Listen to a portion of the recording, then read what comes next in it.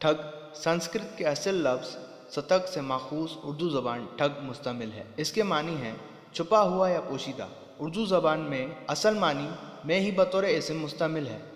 1672 में अब्दुल्ला कुतुब शाह के दीवान में मुस्तमिल मिलता है। आज के ज़माने में ठग का लफ्ज़ चालाक और मतलब परस्त आदमी से लेकर धोखेबाज जराइम पेशा अफराद तक के लिए इस्तेमाल किया जाता है। यही लफ्ज़ अमेरिका में डाकुओं के लिए इस्तेमाल किया जाता है जो अपनी शनाख्त या नीयत छुपाने का तरद्दुद नहीं करते, लेकिन असली रवटे हिंदुस्तानी ठग अपने शिकार पर आखिर तक अपनी शनाख्त या नीयत जाहिर नहीं करते थे। ये लोग बड़ी होशियारी से मुसाफिरों को लूट लिया करते थे। अगर एक ठग नाकाम रहता तो वो अपने शिकार को दूसरे इलाके के ठग के हाथ फरोख्त कर देता। इनका बड़ा हथियार रुमालों या फंदा होता जिससे वो आनन फानन अपने शिकार का गला घोंट कर इसका खात्मा कर देते थे। ये लोग काली देवी के पुजारी। इनका ख्याल था कि काली देवी ही इनसे ये जराइम कराती और इनकी हिफाजत करती है। लाखों आदमी इनके हाथों मौत के घाट उतर गए। इन ठगों के 300 साल तक हिंदुस्तान में अपनी खौफ और दहशत फैलाई रखी। अगर अंग्रेज हिंदुस्तान न आते तो शायद ये ठग कभी खत्म ना हो पाते। अंग्रेज हिंदुस्तान पर कब्जे के दौरान अपनी जिन समाजी कामयाबियों का तज़किरा बहुत फख्र से बयान करते हैं, इनमें से एक ठगों के मंजूम गिरोहों पर काबू पाना है, जो कि 15वीं सदी से लेकर 18वीं सदी तक 300 साल तक हिंदुस्तान भर के रास्तों में धड़ल्ले से मंडलाते रहे। कहानी कुछ इस तरह है कि पुराने ज़माने की बात है कि इस दुनिया में एक अफरीत का कब्ज़ा हो गया था और वो इन तमाम इंसानों को जो पैदा होते थे हड़प कर जाता था। इसके नतीजे में दुनिया से आबादी ख़त्म होना शुरू हो गई। आखिरकार काली देवी इंसानों के बचाव के लिए आगे आई। इसने अफरीत पर हमला करके इसके टुकड़े टुकड़े कर दिए, मगर हुआ ये कि उसके खून के हर कतरे से एक अफरीत पैदा हो गया।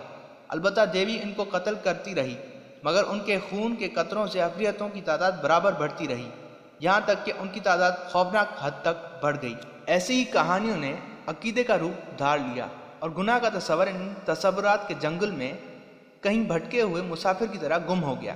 तारीख के सिफात में सबसे पहले हमें तारीख फेरोज शाही में ठगों का जिक्र मिलता है, मगर इस तज़किरे में भी ठगों से नहायत नरम रवैया देखने को मिलता है। तारीख फेरोज शाही के मुसन्निफ ज़ियाउद्दीन बुरनी, जिनकी ज़िंदगी के आखिरी बरस फेरोज खान तुगलक के कैद खाने में गुजरे, वो तहरीर करते हैं कुछ ठग शहर में गिरफ्तार किए गए। इन 1000 से ज़ायद ठगों के में से ही एक ने इन्हें गिरफ्तार करवाया था।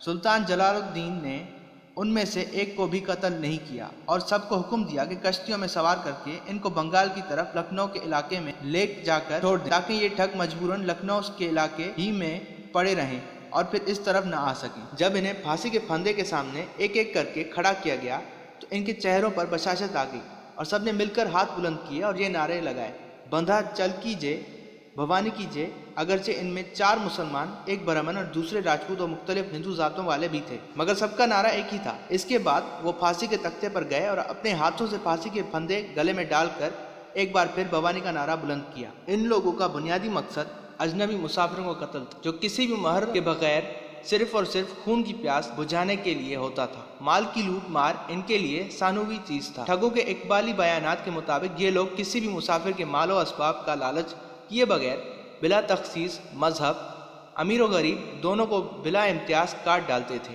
ये लोग एक खिलाड़ी की तरह अपना स्कोर बहुत फख्र से बयान करते थे।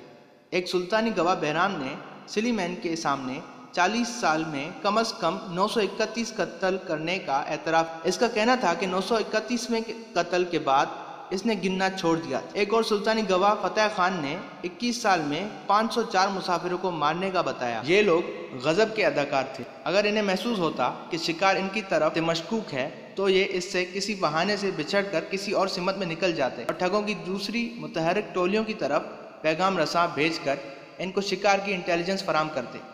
ऐसा कभी कभार ही होता कि कोई इनके हाथ से बचकर निकल जाने में कामयाब हो जाता।